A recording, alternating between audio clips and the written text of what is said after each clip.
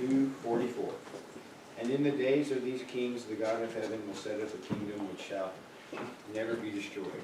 And the kingdom shall not be left to other people. It shall break in pieces and consume all these kingdoms, and it shall stand forever.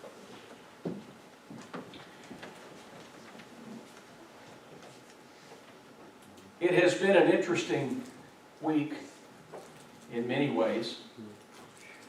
And I thought that the timing would be such that it might be good to have this particular lesson, which I'm titling Whatever Happens. Now, mind you, I started working on this lesson last Monday, and so a lot of my thinking during the course of the week, I had to go back several times and think about what's in this lesson and what's not. But I want you to think with me for a few minutes this morning about what it means to be a Christian at this particular moment in time. As we come out of an election season, record numbers of money was spent. Record numbers of voters cast their ballots. And when you think about the fact that we did this during a pandemic, there were a record number of mail-in ballots. The largest number of votes ever received by a presidential candidate and the largest number by a runner-up candidate. And experts comment that there hasn't been such a highly charged election since the Civil War. And we still have discontent that exists. Lots of comments made about what happened this last week and the election and the timing and the voting. And oh yeah, by the way, we still have this virus thing going on. And as you can see, from September 7, when there were 25,000 new cases, day before yesterday, 132,000 new cases. 1,100 deaths that one day. 55,000 new hospitalizations that one day from the virus. It's not going away. And so here we are. And we're living in a time where there is still a lot of anxiety. And it's probably going to be that way for a while. And there are lots of questions that I suppose that we could be asking ourselves, that Christians could be asking themselves. And it's, you know, what's going to happen next? What's going to be the impact? How is my life going to be changed? What's going to be the next step? Or what's going to be the changes that occur in our country? Or will we lose freedoms? Or what's going to happen with this virus? Is it going to get worse? Is it going to get a lot worse? And then the other question, how's it all going to affect the economy? There are so many questions that you and I don't have answers to. And it's what we have to consider. And as Christians, the truth is, we don't have any absolute answers to any of those. That we can only offer opinions and guesses, and we can have what we think are expectations and even hopes. But the truth is, we don't absolutely know. And what we might want to speculate about God's will or God's intervention or God causing something to happen or not causing something to happen, you know, I think when we start attributing things to God, it gets real iffy. Now, I think that's a really important point to consider. When we start laying things at the feet of God, it gets real iffy. Because if we have, say for instance in the virus, we have some young child that pops up with the virus and dies, are we prepared to say that God caused that to happen? And I think that's what makes it dangerous, is when you start attributing some things to God, which things are you not going to attribute to God? And so as we studied in the lesson about, when bad things happen to good people, there's a lot of things that we simply don't know. And what we determined in that series of lessons is that a whole lot of what goes on is just natural. It is science being science. It is going forth and carrying itself out the way that it would under any other circumstance. And there's a lot we still don't know. What I want us to talk about for our time this morning is, what do we know? What do we know? You know, I think that's far more useful. And what I think we need to talk about is that there are some things that, whatever happens that is outside of our control, our understanding, and our knowledge, there are some things as Christians that we do know. For instance, we know that our King is still on the throne. Now, there are those who will point that out and then want to attribute things to what the King is doing, as though they are set within the mind of God and know what God means and thinks and He's doing. And the truth is, they're guessing. And I would suggest to you that it's not what happens or who rules in the house that is white. It's about the one who reigns in the city that is gold. And that's what you and I need to be centering our thoughts on. When we look at passages like Luke chapter 1 and verse 30, there was a messenger that gave a message to Mary about her birth. Don't be afraid, Mary, for you have found favor with God. Behold, you will conceive in your womb and bring forth a son, and you shall call his name Jesus. He will be great. He will be called the Son of the Highest. The Lord God will give him the throne of his father David, and he will reign over the house of Jacob forever. And his kingdom, there will be no end. We know that. We know that the king was put there by God and that he's going to reign, and it's going to be a reign that will go on forever. 1 Timothy 1, now the King eternal, who is immortal, invisible, to God alone is wise, be honor and glory, notice the length of time, forever and ever. How long is forever? And then he emphasized it, forever and ever. Because the King is still on the throne. And the King is still eternal. 1 Timothy 6, without controversy, great is the mystery of godliness. Because God was manifested in the flesh. You know, I wonder sometimes, we often talk about the fact that Jesus came and He lived the life of a man, and He died and was resurrected, and we see Him ascending back to God.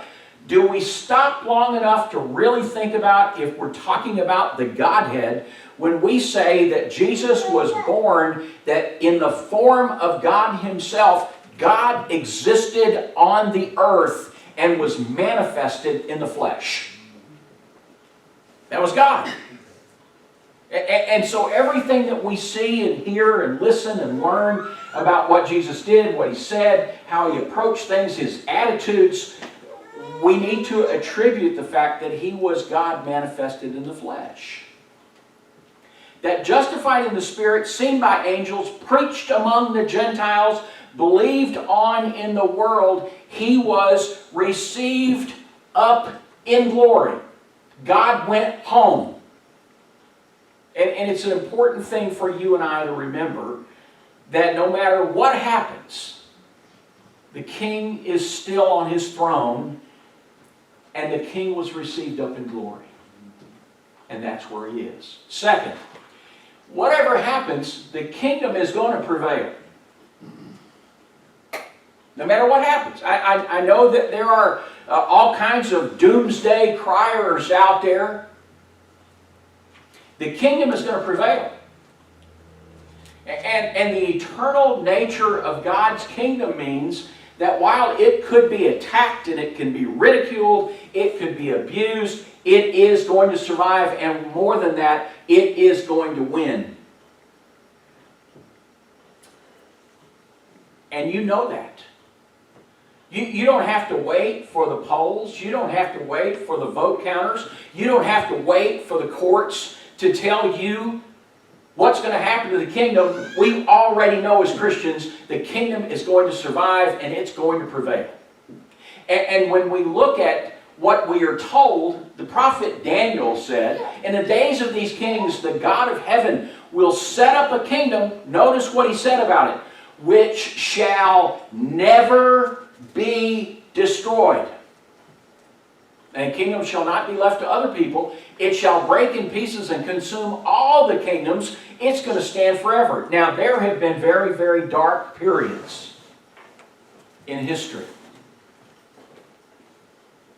Times when I'm sure that those who were believers in Jehovah God and Jesus as the Christ wondered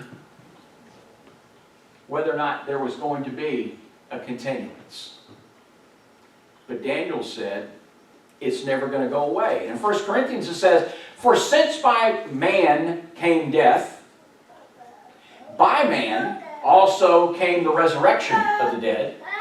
For as in Adam all die, even so as in Christ all will be made alive, each one in his own order, Christ the firstfruits, afterward those who are Christ at his coming, then comes the end, when he delivers the kingdom to God the Father. When the end comes, the kingdom is going to still be in existence, and it's going to be presented to God, so that the last enemy can be destroyed. And the last enemy is death.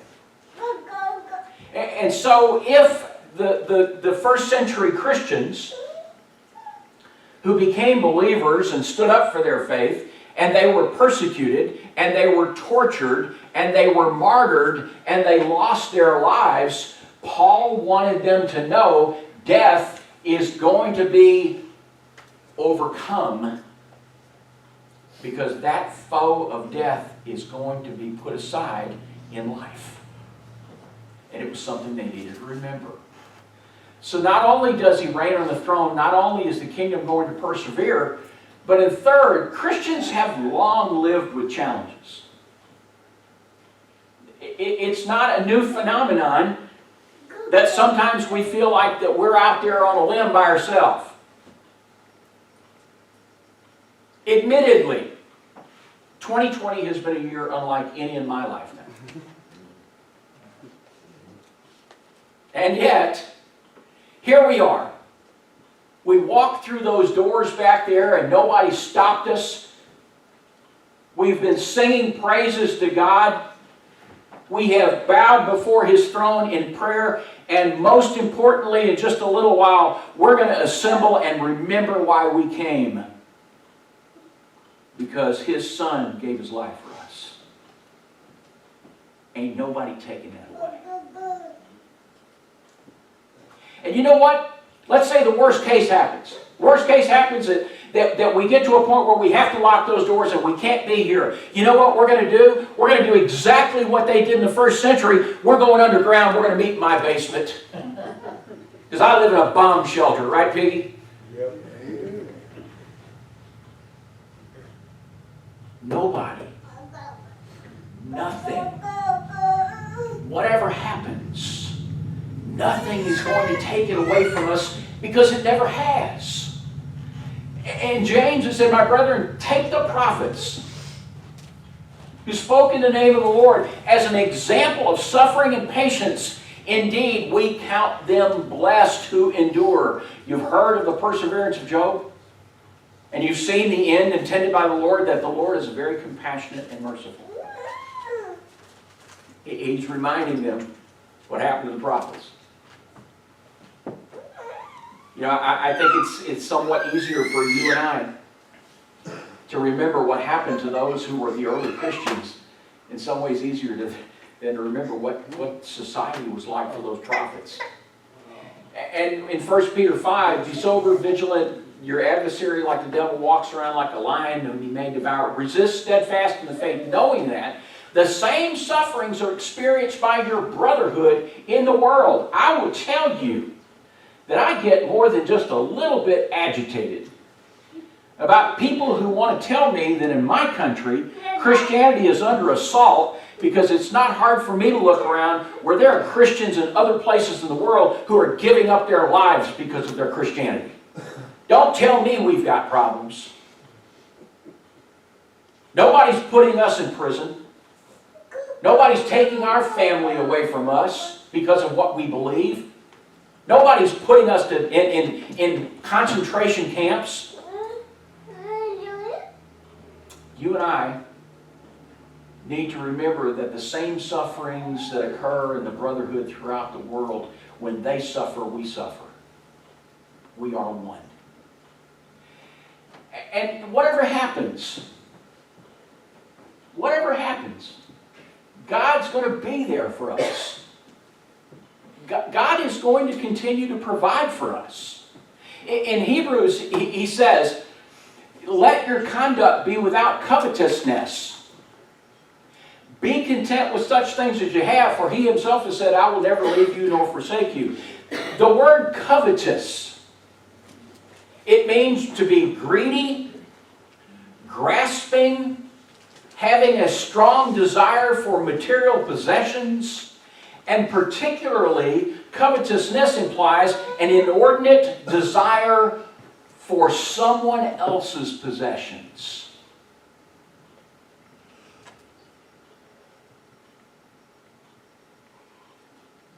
We need to learn that God's taking care of us. We don't realize how good we have got. We don't. And that's not going to change. And the reason that we're not supposed to be covetous is because we need to remember that God is still providing for us. I ate yesterday, I don't know about you. I plan to do it again today and maybe with a little luck tomorrow.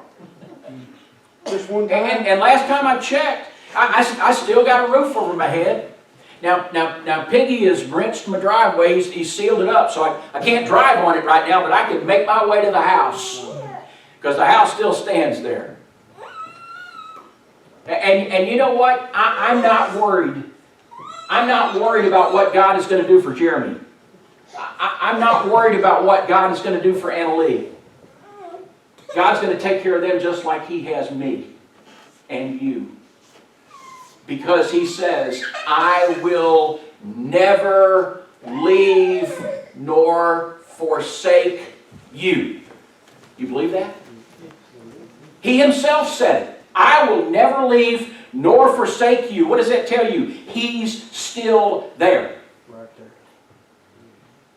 Whatever happens, whether it's good or bad, the important thing to remember is we're all temporary. All of the things that happen are temporary. You've heard me say many times, we're all going to be going away at some point. This life is passing quickly. You remember in our lessons about the afterlife, the rope that went on and on and on and on and on, and then there was that much of it at the end that was our life? The rest of it is eternity. This is just a stop. This is just a bump in the road. This is just a period of time. Don't get excited unless it's for sharing the message of the gospel of Christ. What He told us is, blessed be the God and Father of our Lord Jesus Christ, who according to His abundant mercy has begotten unto us a living hope. And that living hope came through the resurrection of Christ from the dead. That's why this little piece at the end of the rope doesn't matter. It's that big piece after it. To an inheritance that is incorruptible, undefiled, doesn't fade away, and is reserved in heaven for you. Do you remember? You have a reservation. You don't have to confirm it. You don't have to check on it. God already paid the deposit. You've got a reservation. And we are kept by the power of God through faith for salvation, ready to be revealed in the last time. When is the last time? It's not long. And it doesn't matter whether you're you know, an old guy like Tom, or whether you're a young person like Lola. It's not long. It's not long. He said, in this you greatly rejoice, that for now a little while, if you've been grieved by trials, that the genuineness of your faith, much more precious than gold that it perishes, though it is tested by fire, may be found, what? After the test, after it's been tried by fire, will be found to praise, honor, and glory at the revelation of Jesus Christ. There's going to be dancing in the streets when He comes. But the numbers are going to be reserved. Because there's a lot of people who aren't ready for that. And then He said, do not love the world, neither the things that are in the world. For anyone loves the world, the love of the Father isn't in him. For all that's in the world, lust of the flesh, lust of the eyes, pride of life, is not of the Father, but is of the world. And the world is passing away. It is. And it's not going to be long coming. You know, I think about what families at Beech Grove have gone through. You know, that Karen McLeod lost a mom, and the Cullums and Sellers lost a mom. I feel like all of us lost Alan Pope. I think about the challenges that the Hardisons have, and then the ongoing health issues that some families incur, and what's happening. And sometimes you wonder, why is it people have to go through all of that? I think the thing that we have to remember is it's all temporary. It's all temporary. And whether or not we ever get the diagnosis, you know the one I'm talking about, all of us are terminal. We're all terminal. It's just a matter of how long the world's going to last. But look at the last line. But he who does the will of God abides forever. It's an important thing to remember that whether it's good or bad, it's only going to be temporary. We need to communicate hope. It needs to be to our families, to our brethren at church. It needs to be to our friends. That there are reasons that we can be positive in times when it doesn't seem like we would. Ephesians 6 says, don't love the world, neither the things in the world. If anyone loves the world, the love of the Father isn't in him. For all that is in the world, lust of the flesh, lust of the eyes, pride of life, the world is passing away, and the lust of God will live on forever. Romans 14. Pursue the things which make for peace, and the things by which one may edify another. Are you a peace pursuer? Pursue the things which make for peace, and the things by which one may edify another. Where was Paul when he wrote it? Jail. What kind of faith does it take while you've been locked up and you've got chains on your ankles and you've got guards on each side to tell people to pursue peace and edify each other? The word edify, build each other up.